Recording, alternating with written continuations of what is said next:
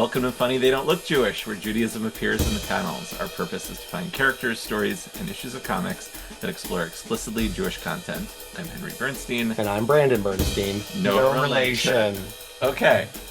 Hello, Brandon. Hello, Henry. We're very close. And I would describe our being close as Fantastic Four. But Fantastic Two. Yeah, Okay. it's just, Yeah. I feel like there's more of like a Johnny thing happening less than like a Sue Sure. Reed thing. Yeah. A Maybe, Johnny no. Ben. Yeah. That's a good relation. Yeah. I mean, do you really see, I guess, Do you know what I like about that actually is what? with Johnny and Ben is because Fantastic Four is a family and everyone mistakes them for a family, but they are literally the two that have no relation. Very good. So, Brought it back. yeah. Okay, so this is an emergency podcast. Yes, because I was away at camp and didn't really have reliable internet or phone access, Right. even though I was able to see it on a day off. But I just returned to Chicago. So you saw Fantastic Four First Steps. You and I saw Superman together. Yes, it's funny this is true. our off-brand movie we saw together, Yes. but we did not do Fantastic Four together. However, we spoke about it briefly. Yeah. So I mean, people have been asking me. I'm sure people have been asking you, Yes. about the Jewish stuff. So I think it's fair to say this is both the first ever MCU film and most Jewish stuff that has been in an MCU film. Yeah, MCU film, absolutely. And I think that's an important caveat because Moon Knight clearly had Judaism present in a way that left people so dissatisfied and so unhappy. Boo. But that was a Disney Plus series. So Right. here we finally had, right, like Judaism that appeared. And maybe we should just like mention directly Jewish spoiler alert for the Fantastic Oh yeah, Four First this is Steps. a spoiler-filled Fantastic Four First Steps. If you haven't seen Fantastic Four First Steps, go see it, then come back and listen to us for sure. Absolutely. We would have had this out a week ago, but it wasn't. As I said, I can't. Yeah. Do you want to start with the explicitly Jewish content, or do you want to start with the implicitly Jewish content? That's a great question. Let's start with the explicit, Yeah. because that's what we do, and maybe we'll kind of pick apart the thing, Sure. what's what. So there is, I would say, first and foremost, there's Hebrew in the background on Yancey Street. Yeah, like in the storefront. We know that the Lower East Side, where Ben Grimm grew up, in Yancey Street, modeled after the Lower East Side of Jack Kirby's youth, we see Hebrew along various storefronts and reminded me of the Lower East Side that I knew when I lived in New York and we Right. go down there and visit. Like Hebrew was present, and just seeing those letters was like, I liked it because it was such a non-big deal. It was just part of being in New York. And if you were in Chinatown, you'd expect to see Chinese characters, right? And so just like Hebrew being around there was awesome to see. I think what I really liked about that also is what you said about like it felt they did a good job with this one, like they've done with some of the Spider-Man movies of making New York feel lived in. Like Yes. MCO has kind of gone away from that. Like the Avengers, the first one is really like the last like New Yorky, other than the Spider-Man thing. Sure, It's yeah. just Sony, Yeah. kind of its own thing. But like so I really like that we're back in New York. Like the Fantastic Four are a staple of New York. Everyone knows the Baxter Building. Yes. And so to be back there, whether it was, a different Earth, which was Jack Kirby's birthday, Yes. Earth 828. Yeah, I was gonna say it's Yeah. like 8 something I 8. think Yeah. it's either 818 or 828. But anyway, I liked that, and I liked, yeah, it felt lived in. Like if you were walking around New York, you'd see Yiddish lettering up the Absolutely. other side. So there's that. Then the thing uh, is being taunted by some kids or cheered on who are behind a wrought iron gate with a Jewish star on it. Yes, and I think I missed the Jewish star the first time. I just thought they were school kids. I didn't recognize that it was there. I don't think it's there at first. I think it's only on the zoom out. and then later when they show it. I think the first shot, Right. the kids, because I also was like, oh, it's just the kids. It just felt like school kids that are right. I thought it was an They orphanage. encouraged him. I thought so too. Yeah. And they encourage him to lift up the car and then throw it. And he's playing with the kids and he pretends to throw it. Volkswagen too. Yeah. Wow. In the Okay, 60s, talk that about the implicit. that was a Okay. big, yeah. Yes. So anyway, okay, so they're trying. Then there's sort of then you kind of pan out a little bit more, and it's clearly a synagogue or Right. some sort of Jewish institution, Some sort of actually. Jewish building that is present there. Yes. In So- this alternate world that is still the 1960s. So then Ben goes to talk to not Child. not a child and not Alicia Master. Master, Yeah. but a woman named Rachel Rosman. Now, I think that, or many people are saying that Rosman is short for Rosalind Kirby, who was Jack Oh, I White. love that. So Okay. this is a non-comic canonical character. Right. It is a new person played by the Yes. amazing Natasha Lyonne. Which, by the way, Natasha Lyonne showed up on screen, and I was like, "What am I watching? How is she in the MCU?" And also to have the most New York of the Oh Fantastic yeah. Four of the Thing, hanging out with Natasha Lyonne, who's maybe the most New York person in existence, Yeah. right? It was incredible to see them bantering with each other. And at first, as I'm watching, I'm also thinking to myself, "Okay, I'm pretty sure she's Jewish. Is she an Orthodox Jew? Like she's acting like she's." I feel like maybe this woman's an Orthodox Jew. So let's talk about a little bit about Rachel a little bit because it felt like a bunch of stuff kind of smushed together, which is fine. Yeah. But so was she the Hebrew school teacher, the director of education? Was she the rabbi? No, No, definitely she was no. definitely a member of the community, as we see later on. She's like a member of that synagogue, of that community. She has You some didn't see position. think she was presiding in some way later? Maybe she was, but at most it would be director of education or like director of the school. I didn't get the sense that she was the spiritual leader of the entire place. Did you get the sense that she was at least those kids' teacher? Yeah, exactly. Like they were at Hebrew At school. minimum, she was their teacher. They were, well, I don't know, was it Hebrew school? I also wouldn't necessarily know. Like in the 1960s, was that possibly a Jewish day school? Right? Like I don't know to what degree it Like was. maybe there was a Jewish day school in the synagogue because later they're praying there. Exactly. So Right. So like is this a Hebrew school that they're at after hours or is this just where they go for school? Because they seem to yeah. be having like a recess, Yeah. which even They're when very I went to strange. Hebrew school, I had like a maybe a 20-minute recess, but I don't know. I gave recess when I was a Yeah. Hebrew school teacher. I kind of felt like at first I was confused. I thought it was just like an orphanage, whatever. Then I was like, wait, what are they at Hebrew school? And then I was like, Yes. I I still am not 100% sure what that was, but clearly the thing is interacting with some neighborhood Jewish kids that know him. Yes. And there's something interesting about the fact that the Fantastic Four, for the most part, live in the Baxter Building. This is a high-rise, fancy building, separate from New York. And the Thing is the only character in the entire movie that they show over and over again interacting with the city on just Mm, the like he's part of the city, which is funny because he's the most physically obvious one to stand out, right, and he wears the trench coat and the right. hat, which is such a nod to the comics and so lovely. But like Reed and Sue are kind of, I don't want to say they're like snobby elitist, but like they are not out there among the people of New York for the most Yeah, part, and that's other a than in plot press point later with right Sue when she goes down in the when she future. goes, yeah, But the Thing is the only one we really see going out and just being like a man of the people, and I right. loved that about his characterization. That felt very comic booky. That felt Yeah, very accurate for the absolutely. comics.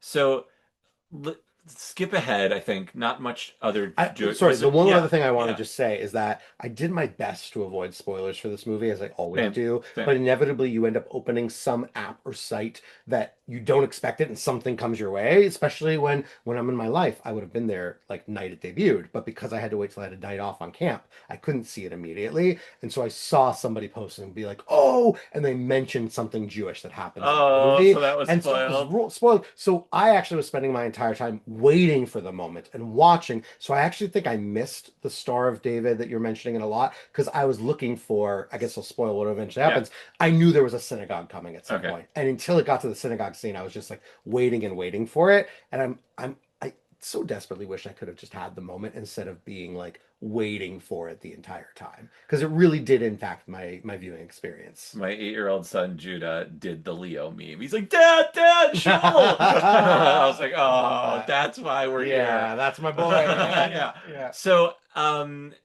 well, that's disappointing that you Yes. saw. I'm really sorry to hear Yeah. that.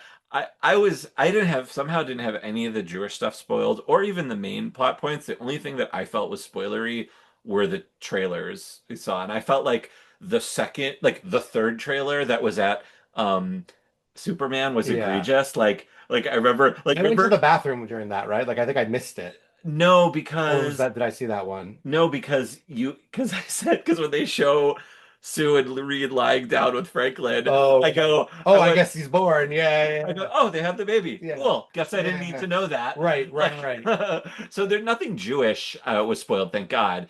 Um, but I was sort of Well, do you feel like a sense of relief when you saw it? Because I felt a sense of, I was like really anxious about So it. Like, I'm like, are they right, either going to skip it or are they going to screw it up? And right. both I would have been really pissed about. Right. So you want us to go into now fully, like he eventually goes, Galactus is coming. They've tried Yeah. everything they can to Yeah. stop him, but he's coming to the Earth. There's not a certainty that they'll stop him. And Ben goes on this, what could be his last night on Earth, and goes to the synagogue and finds Natasha and goes inside. And the thing is inside a synagogue. And I want you to know that I had two reactions to it.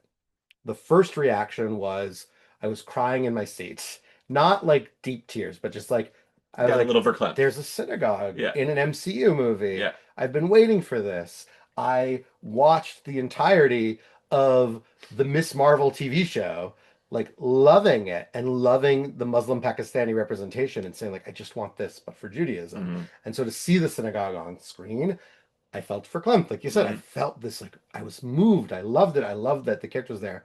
And then, both in that moment, I realized it, but as I thought about it, I was like, the thing wasn't really the Jewish one. Right. Rachel. Rachel was the Yeah. Jewish one. Yeah. And the fact that they didn't let the thing be Jewish. Because there's a way to watch this movie and to just think that he's a non-Jewish guy who has a crush on a Jewish woman Of course. and is coming in. Because he says, he goes out of his way to say, I came to see you. I came to That's see like, you. oh, Right. missed And I opportunity. saw the user Jewish Comics Queen had this great point of like you just need she's on both Threads and I think Instagram and some others, so shout out if you're listening. Mm. She had this point of there's such a simple dialogue fix of just saying, boy, I haven't been in one of these since I was a kid. That's Since all I you was needed. 13 or something. Right. Yeah. Something to Yeah. indicate it. So I was both like at first I was moved to tears Yeah. and then I was kind of brokenhearted A because little disappointing. for me it was majorly Yeah. disappointing because you don't it's very easy to read him as not Jewish. And I Yeah. wanted it explicit. I wanted incontrovertible proof. And you can still wiggle out and Right. say that he's not Jewish himself. Our mutual friend, Rabbi Jeremy Fine, had a theory, and I think he's probably right. He thinks there was more. Like, because I was disappointed. Like, I was waiting for the thing to take his hat off and And put how on put the on the yarmulke, yarmulke? and I Yeah. knew that was like a stretch. Yeah. But it was like he's already in the synagogue with the Right. Jewish girl who works in And the also synagogue. having grown a rock Beard. beard. Yeah, I know. Right? It was Did just he ever like, do that in the comics, by the way? Because that was I awesome. don't think so. I was obsessed with the rock It beard. was amazing. I mean, Yeah. there was a while there. I remember when Mr. Fantastic Reed grew a Yeah, beard, he looks and that good. became he's Yeah. so good with Yeah. a beard. And I love it when characters unusually do it. Like there's a while in X-Men where Colossus had a beard. Yep. He looked awesome with like all metal Yeah. and the beard. So like the rock beard was a cool look and did feel Jewish coded, right? Uh-huh. Totally. Oh yeah. So so I was like a little, so that I was like swept up in the synagogue thing, and I was like, Absolutely. my kid is like, pointing, and then I was like a little disappointed that there wasn't more. And when he said, I'm here to see you," like I got what they were trying to do emotionally, but Yes. that was like, oh, you kind of blew it a little It bit. felt like it because you have an opportunity there to be able to say, They're at the look, goal line and they just couldn't. Sorry to use a sports reference. no, it's They fine. just couldn't punch it in. Right. I mean, Yeah. look, the common phrase is there's no such thing as an atheist in a foxhole, right? Like you Uh-huh. constantly have people who don't believe in God who end up in these situations where it's like, my plane's got turbulence, and even though technically turbulence doesn't mean something's gonna go wrong, people Please start God. praying, please Yeah, God, yeah. right? A moment later, they don't believe anymore, Right. right? So the idea that the thing was going to a synagogue the Right. night before maybe the world was going to be destroyed, I wanted it to be a happy accident because I'll admit I have been Shavuot is the time when it happens most. I've gone to synagogue, I've gone to giant Jewish organizations and Jewish events, and been there both for my own spiritual fulfillment and also like my eyes are open for like that woman I find attractive. My eyes are open looking at like that person. Oh, I hope that girl is there because I Mhm. want to be able to like see her or flirt with her or whatever. So it could be both, is what I'm trying to say. Totally. He could be there to see her, and he could be there because like if this is the last night, it's important for him to be with his people. See, And that would have been so meaningful. that the thing you just said, the thing, Yeah. but the thing you just said, that was what I was how I interpreted it until he said that line, "I'm here to see you."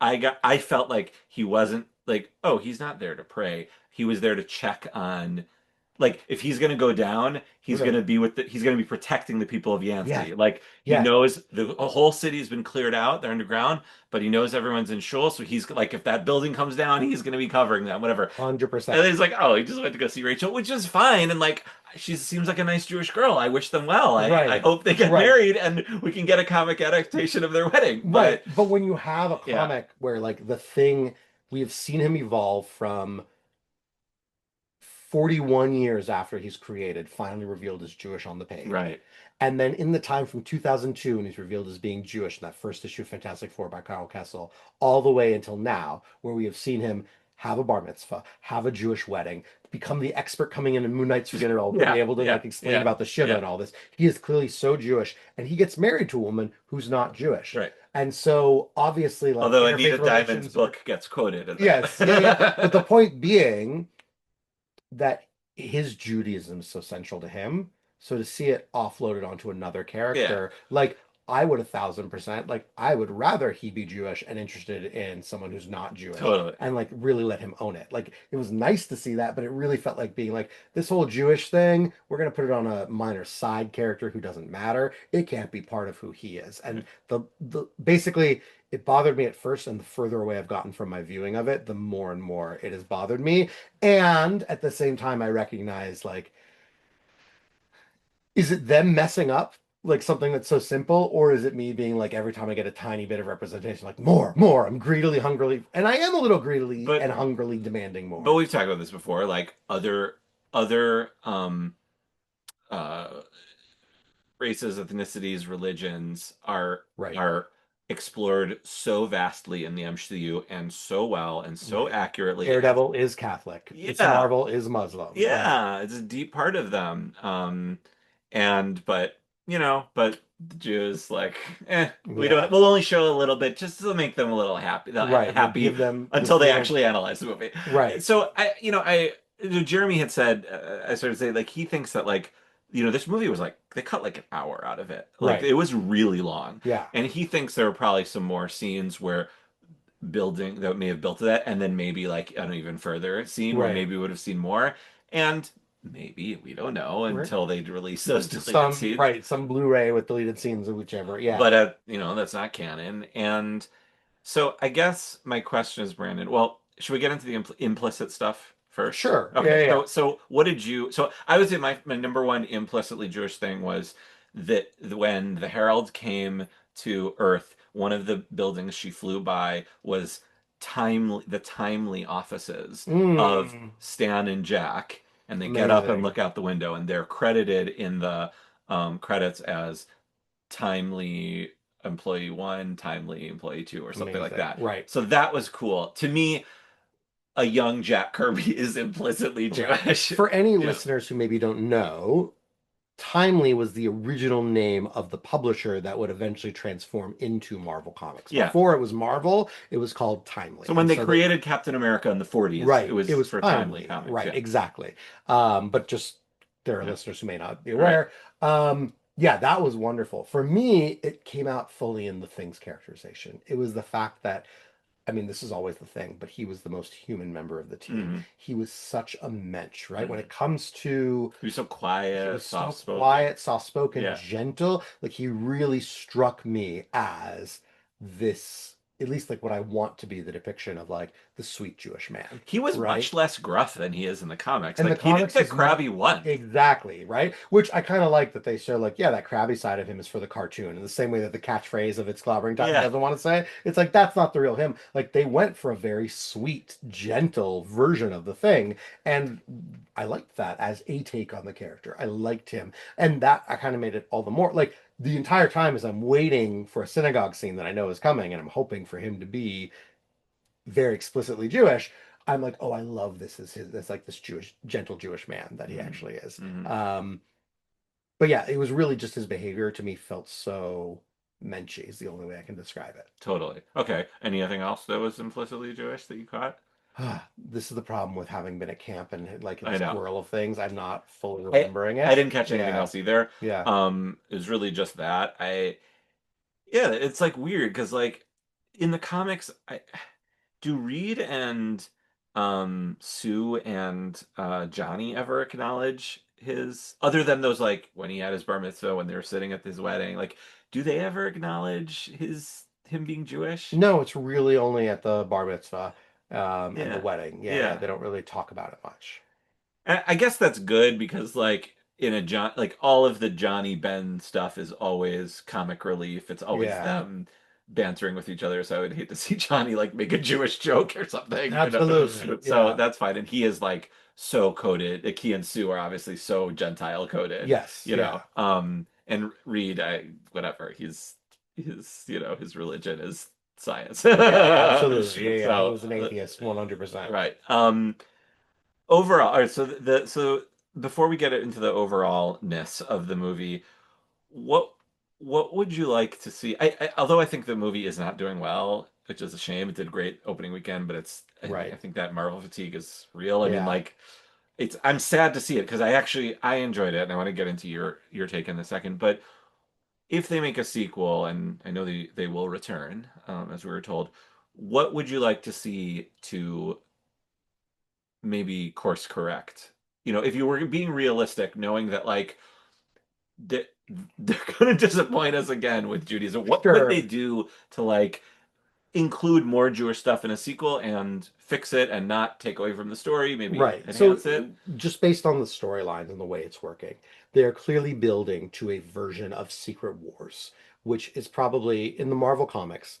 In the 1980s, there was a big crossover called Secret Wars, where an all-powerful alien called the Beyonder took all the heroes and villains from Earth, made them this planet called Battleworld, and had them fighting each other. Now, 30 years later in 2015, Jonathan Hickman wrote an incredible version of Secret Wars, or using that same title, where all the multiple universes of the Marvel Universe, all the different parallel realities started crashing into each other. And we've already heard references in the MCU to incursions, which is the term that was used when one reality starts to collide with another. And in the comics, the way it worked was either they would both crash into each other and be destroyed, or one reality would have to destroy the other to keep surviving. And in the end, the last two universes standing are the regular Marvel Comics universe and the Ultimate Universe, and they come together. Anyway, the point being, It was sort of their Crisis on Infinite it was their Earths. version of Crisis in a Yeah. lot of ways. Yes. So I think in the movies, we know we're going to Doom with Doomsday. We know we're going to Secret Wars. I think we're going to get a version of Secret Wars that it seems both 1980s and 2015. So my guess would be we know from the end of the Thunderbolts, spoiler alert for the Yeah. post-credit scenes of Thunderbolts, Yeah. that the Fantastic Four ship comes into the Mhm. regular MCU.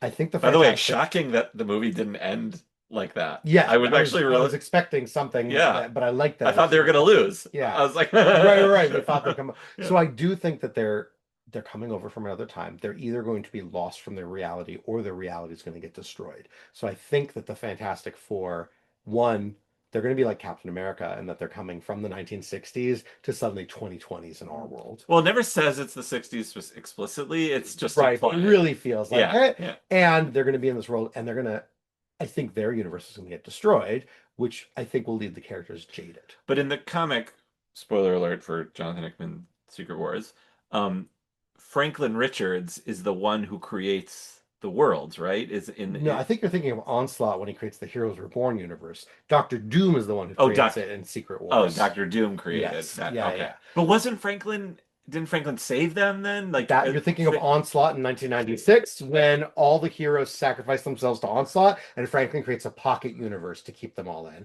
and that becomes the Heroes Reborn world with yes. Jim Lee and Rob Liefeld doing new versions of Captain Wow, that America, really had an Fantastic Four, impact and all on that. me. I Yes. guess. I mean, I mean, things you read when like you're 11 13, years old 14. and Yeah. have, yeah, exactly, Yeah. right? It really clings to you. But But no, Franklin Franklin is had nothing to do with it, with no like, Doom gets the power, I think, of a Beyonder in the 2015. I don't remember exactly. He creates the battle world, which in this case is a patchwork of all the realities he can save and bring together. And he kind of locks away Reed Richards and takes over the family. So in the battle world, right, Doctor Sue's married Doom to, is married to Invisible Woman, to Sue, and Franklin and Valeria are his children rather than Reed's. So Franklin is very much a pawn in that version, from what I remember, not the one and responsible. doesn't help fix everything in the end.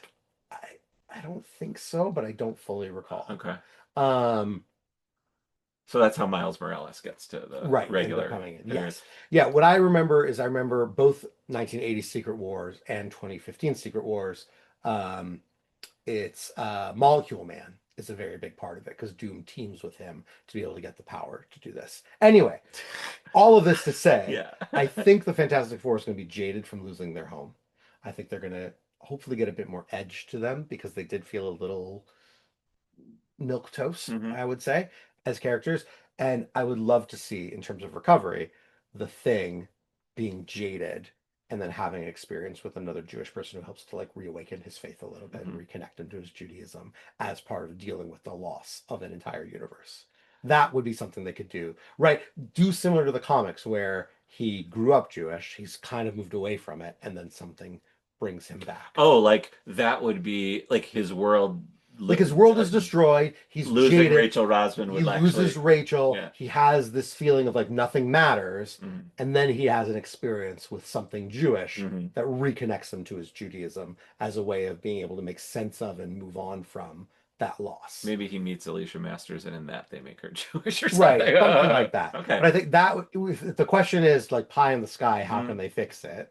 That would be something meaningful, Hmm. right? I don't think they're going to go quite that explicit, but even again, just showing like that he goes and to synagogue for his own sake in trying to mourn things, that would be meaningful to me. Okay. Do you have an answer to your own question? Well, I did, Yeah. but now that I realize that like I was confused because I thought for sure at the end of Thunderbolts, I'm like, oh sweet, okay, so like the Fantastic Four are gonna lose, Galactus is gonna eat their planet, and they're Right. gonna come to the 616. Fine. Right. I'm glad they swerved me, bro, because Yeah. like I was like waiting for it, and I was like, and by the end in that last scene, I was rooting for the Fantastic Four, and Right. I Judah sitting next to me, and he was too. Like I wanted them to win, so I'm glad it didn't end like that. However, like that would be a shame if Natasha Lyonne was in those like 4 minutes of Yeah. total time and like that never got developed. I guess I would like to see him actually doing something Jewish. Like I think I need to see the hat coming off and the kippah going on. Right. Even if that's the only scene that Sure. they need that they Yeah. do to imply that he's, like uh, a pull-out shot of him walking into the synagogue, no dialogue even, Yeah. sitting down, taking off his hat and putting in it kippah as the door closed and the shot pulls away, like that synagogue is still there, but it's like 30 years Yeah. older, 40 years older, or whatever. Something like that. Yeah. Like just if you're gonna have a little tiny bit, have the little tiny bit be really, really Yeah. meaningful. You know, it's so funny. I am watching the Coen Brothers filmography right now because Blank Check is covering them. And in Miller's Crossing, which I asked you if you had seen, um, when one of the characters dies, you just suddenly cut to a funeral that is clearly a Jewish funeral with characters wearing kippot, and it's just there. It just happens in the movie. And I was thinking about how there's so many older movies that there was another movie I'd seen. What was it? There was this like Italian horror movie by Dario Argento that I saw that also had a funeral scene, and suddenly they're saying Kaddish, and like you used to just have movies that would suddenly have these funeral scenes that are clearly Jewish with men with kippahs saying the words of Kaddish. And it's funny that like now we're shying away from that kind of thing. And like Yeah. I would, eat, like you said, him just putting on the kippah, or right, like maybe they go to a funeral for Rachel or for Right. somebody, right? And you like something like that would also be very meaningful, I think. Yeah, I mean anything. It has to be something where, like you said, I mean you really um, articulated it so well, and I hadn't done that for myself yet. That he felt sort of like the un-Jewish one, like everyone else was Jewish, and that he Yes. could have been. You could have interpreted it that he wasn't even Jewish, Right. and that he was just interested in a person who was Jewish, and it hadn't occurred to me, and that makes me sad. Yeah, right. Unfortunately. Yeah. But I guess I mean, so let's talk about the movie itself.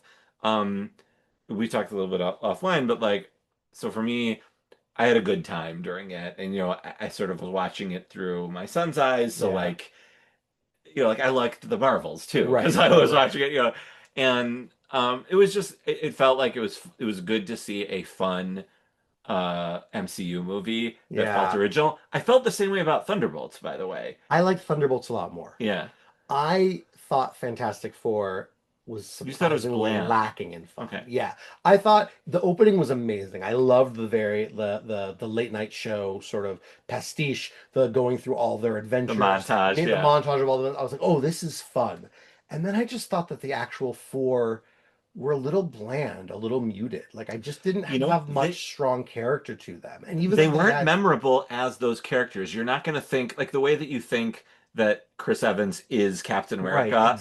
You don't exactly. think like, oh yeah, Pedro Pascal, he wasn't Reed He Richards. was not embodying Reed Richards Yeah. exactly. He was a guy who was Yeah. there, and I liked them as a family, and I Right. liked and they're it really had that '60s feel. But sometimes, did you ever used to watch? I forget if it was '60s or '70s, the old Fantastic Four cartoon that was Right. basically just adapting Yeah. every comic into a cartoon. Sometimes it kind of felt like it had that energy where I Yeah. was like, this actually feels so 60s that Dialogue, dialogue, dialogue. yeah, Yeah. it feels like the 60s of the old classic Silver Age comics, which are fun to read as like a historical experience, but it's just not modern comics. Right. And it's like a little dull. And so even though it was the best adaptation of Fantastic Four I've seen, Yes, it was the by fourth far, best. right? It was the Also, first best of four. Yeah. also, right, Yeah. but I knew I was like, it's Fantastic Four. It has to be the fourth one, Right. right? Right. Yeah. But like, it felt like we could only make this work if we make it so 60s, and they made it so 60s that it just was, I don't know, it was lacking. I thought the Marvels had some like in the Marvels, which you mentioned, when they go to that planet where they can only sing. I was like, what a Mhm. great gag! What a So silly silly. fun! Like I didn't feel that set. Like There it was wasn't the sort of silliness. Yeah. dreary. It was sort of like, yes, Galactus is a serious threat, but it was so serious that I didn't really feel like we got to enjoy it. And as you said, the characters only felt like half of themselves. Like now that I'm thinking about it, the Thing, I loved how menschy he was. I missed his like cragginess. I missed And he his didn't banter with with Johnny Johnny. as They much. like And he kind of like Johnny would like say something and he'd be like, okay, right. And Yeah. Johnny I liked that he was able to translate the language and we showed that Johnny had brains, but I missed the hothead Johnny. He wasn't at all a Yeah. hothead show off. He wasn't at all um Ladies a man. ladies man Yeah. dating all the time. Yeah. And I think that like the idea of a Johnny Storm who is both intelligent enough to translate an alien language and a hothead ladies man, that's what makes him an interesting character. Right. The Thing being this grump who's also got a heart of gold and is Right. very sweet and can do the cooking in the kitchen. That's what makes him an interesting character. They kind of one-noted most of the Fantastic Four. And Yeah. so it just, again, I enjoyed it. I also want to acknowledge it was a day off from camp, right? That's not necessarily the best mindset to be in because I'm like recovering from camp. So maybe there's a version where I'm fully rested and I go and I see it and I'm like, oh, this is a lot more fun. But my viewing experience was like I was like even keeled throughout it. I enjoyed it, but I wasn't rooting for it in the way that Thunderbolts was this like quirky It's family different. made. Yeah. It was different. Yeah. Right. Okay. What did you? How many stars did you give it on Letterbox? Let's put I it that way. I gave it 3.5 because Okay, it's more than that's what I did. enjoyable, Yeah. right? Oh, so I that's yeah. more than I expected Oh, based on based your on the way I was review. describing, yeah, because it's That's like very generous of you. yeah, I just didn't I feel like I've seen some movies lately that really were 3-star watches, and I was like, it was better than that. Like I would go back It to was still this. a Marvel movie with beloved characters, and it had Exactly. a Galactus was awesome. Galactus was fantastic. That I last scene was loved really that cool. take. What a great way to like defeat him. I loved that. I really enjoyed Silver Surfer and Yeah, that I version didn't of it care as an about adaptation. The gender, no, right? And some didn't people were like, affect it at all. not at all. And it was such a cool version. It was also cool as this alternate reality where it's like because the character who was Silver Surfer is normally the woman who died, and Right. Norrin Rad, right, becomes the Silver Surfer. So I like that it was flipped in It this was very cool way. It cool. was great. And it gave more depth to her when they showed her origin later. Right. And that Johnny has a little bit of a crush on her. Like Right. But that. again, right, like Johnny acknowledges it, and that was very much where I was like, I wish you would show me instead of telling me. They Mhm, told us that he always likes the women. I mhm, wish they just showed it a bit more, and mhm. then you could really feel it when it's like, yeah, he's got a crush on the space lady, right? Like, I don't Yeah. know. But yes, I liked that version of Silver Surfer. I liked her self-sacrificing. I liked the way they beat Galactus. Like Galactus was a legitimate imposing threat. So let me ask you some clarifying Marvel questions. So Yeah. because Judah kept asking me about this, does Galactus expand and contract? Because like Judah and I, by extension me, we didn't really understand how like he's so big that he consumes planets, but he also would like walk on Earth. So does he get bigger and get My smaller? understanding is that he is quite a big boy, but he is not bigger than a planet big. And what he does is like he uses a machine, like that machine that bores through the planet, right? He uses a machine to somehow, and I could be wrong, transform the planet into like energy that he's able to consume. So it's not like he's like open mouth chomp, right? Yeah, He's not yeah. biting it in that way, Okay. right? It's not snacking that way. It's that he consumes the planet essentially, its life force, its energy, its essence in that way. Okay. So in that way, obviously he was like much smaller when he's just going through. He was kind of Godzilla size more than anything else. I think in the comics he might be bigger than that, but yeah, it's like I guess it's not so dissimilar. Like a cow is much bigger than us, and we still eat cow, right? So like we're on the same planet. Yeah. Well, because like I feel like in the comics I picture his like face, giant face out in outer space, Yeah, but then like, but in the movie he was in a planet. Like they had to go to a planet. right. They had to go to his So home. I don't know how, Rabbi Professor Marvel here. Sure. So I don't know how vast your Fantastic Four not lore knowledge is. Certainly more than mine. And I've read the comics at various times. But what were there things that were storyline wise taken from the comics? Like was the basic Galactus plot and That with to me felt Franklin being involved, was that part of the? Franklin was definitely not around, right? So from what I recall, Franklin's not born until sometime in the hundreds of the Fantastic Four. And the Galactus storyline is a very famous storyline from Fantastic Four number 48 through number 50. Oh, It's okay. actually like really famously known for it's like this trilogy, and also they resolve it within like the first half of number 50, and it starts a whole other plot line. It's just such a weird view on like this climactic story. So that was like what, like But 1970 or something, like, yeah, I mean, well, or they start in 67? 1961, Oh, so okay. it's only four, so it's like 65 maybe. Would Oh, that be okay. right? If it was coming out every month, yeah.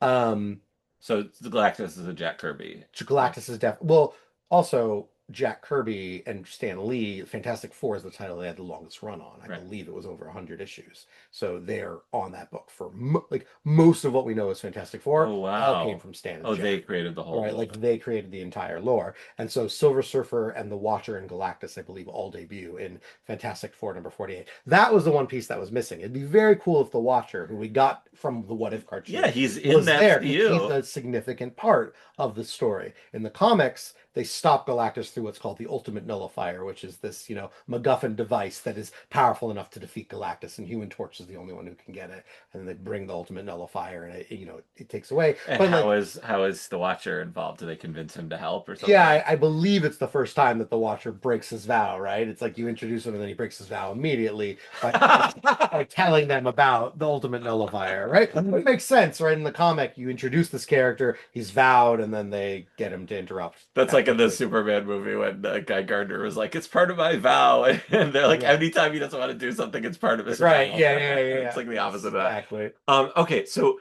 and but like, did Franklin ever like? I know Franklin in the comics is like the most powerful mutant, and Right. he's Omega level mutant. He can create worlds and Right. stuff, obviously, as we discussed. Yes. So did he ever like do something like that where he So I, brought I Sue back to don't life or someone back to life? Well, he technically saved the entirety of all the non-mutant Marvel superheroes for the Heroes Reborn, so that's definitely happened. There is a connection. Oh gosh, okay, I don't remember what the issues are, but I know that there are storylines that establish the idea that there is a connection between Franklin Richards and Galactus that has been explored in the comics. Because with Galactus, there was actually was it Jim Starlin? Starlin who wrote it? Possibly. There was like a famous, I think it was like a black and white comic that kind of Hmm. explored cosmic Marvel. And basically the idea is that in the world that existed before ours, Galactus is the last survivor of that world. And sort of the Big Bang that created our world was the end of his world. And he kind of came through. And as the last survivor, he came through as Galactus, right? And became this devourer of worlds. And the idea is that, like, at the end of time in our universe, whoever the last person is, I think someone ends up defeating Galactus. I don't remember who, but like there's this battle, and whoever that person is, who's the last survivor of our world, will go into the next world and become the Galactus for them. So Okay. that's sort of it. So they did a modified version of it where it's like Galactus does pass on his hunger. He's trying to find someone to take his place because he is like a universal constant in the sort of cosmography of the Marvel universe. Got it. Okay. Like he never dies. Like Well, like he the goes away. Galactus does have a real name because it's the name of the person he was before he Uh-huh. became Galactus. That individual will die, but Uh, someone else will become Galactus. I guess it's not too dissimilar in DC from like there's always a specter, right? It's like it might be a different person filling the role, or there's always a ghost rider, right? It's like these like cosmic forces that somebody always has to fill it. Great. Okay. So, the end credit scene, or I guess the mid credit scene, Sure. Doom, Great. Loved right? it. Okay. Loved it. So there are some, you already mentioned like there's some comic references there, like Franklin and Victor Von Doom have a connection But in the not as comic. strong as so eventually Reed and Sue have a second child named Valeria, Is she a who mutant is too? I don't think so. She She's doesn't just have power. really smart Oh. from what I remember. I could again, Fantastic Four is something that I drop in on every now and then. Yeah. I know Yeah. bits and pieces. But I do know that with Valeria, Doom is very close to her. And in fact, I believe when Sue is giving birth to her, Doom kind of steps in and helps her and saves the day. And what his cost is, he's like, I want to name the child because um, right, Doctor Doom is from Latveria. Latveria, and Yeah. so he names her Valeria, which there's like this name. Oh. So he is officially instated as her Yeah, I was godfather. gonna say And he's there are like, multiple comics where it's like she has to call on him for help. And he like adores her. He gives her gifts. He like really loves this child who like Valeria's also kind of got like a bit more of a dark side than Franklin ever did in this way. oh, okay. So I'm curious if they're kind of combining Franklin and Valeria in one with this character by having Doom show up and have a relationship to Franklin. Okay, so in the comics, Victor Von Doom was Reed Richards' like lab partner, best friend. Right, college roommates. Something goes I don't think wrong. they were best friends. I think they Oh, always had rivals. Oh, rivals. rivals. Yeah. Okay. Something goes wrong. Victor's Face face gets gets scarred, but maybe not. Like right. he thinks it does, Yes. and he goes back to his country, dons an iron mask, and somehow then becomes the ruler of that country. Yes. Yeah. Yeah. And Exactly. is he's a to them he's like a benevolent ruler, but to the rest of the world he's like a tyrant, Yes. I basically. think it like always goes back and forth, right? It's like sometimes he's viewed as being very, he is a dictator, he is a tyrant, He and also he cares about his people and keeps them fed, right? So it's like, yeah, like are there some like they're like does he enslave his people? Like is he doesn't seem to be. I think I like don't they think love him, right? they love him and also have to love him, I think. And also, again, like I don't always read of the comics where they go to Latveria, but usually in the storylines, when they enter Latveria, there are people trying to fight off the invaders because they want to protect Doctor Doom. Yeah, okay. But sometimes those are brainwashed people. So it's like, Okay. I think it probably shifts based on the writer, where some it's like, yeah, he's bloodless, and some are like, no way, this guy's a dictator. Clearly he must be using force and technology to make this happen. He's Okay. manipulating them. But generally, yes, it is like he does look out for his people. Okay. And Doom is in the comics, he's in love with Sue. He knew Sue back then too, right? And he's I'm not sure when he got to know Sue. I oh, would but really he's need to always go been in through it. love with her. There's some, well, I don't know if he is, because it's more Namor is where the love triangle is, right? Where Oh, right, Sue right, kind of has a thing for Namor, Namor has a thing for Sue. Namor tends to have a thing for any blonde woman because he likes right. Emma Frost of the X-Men also. But it's more, I think, that Doom hates Richard so much and is so envious of him that he wants anything that Reed has. So if Reed has Sue, I think Doom Got wants it. Sue. Okay. There is a famous X-Men storyline where Doom's fighting the X-Men, but then he like has dinner with Storm and wants to marry Storm because all there's like for a while there in Chris Claremont's X-Men, all the major villains like fall in love with Storm. They all want to marry her.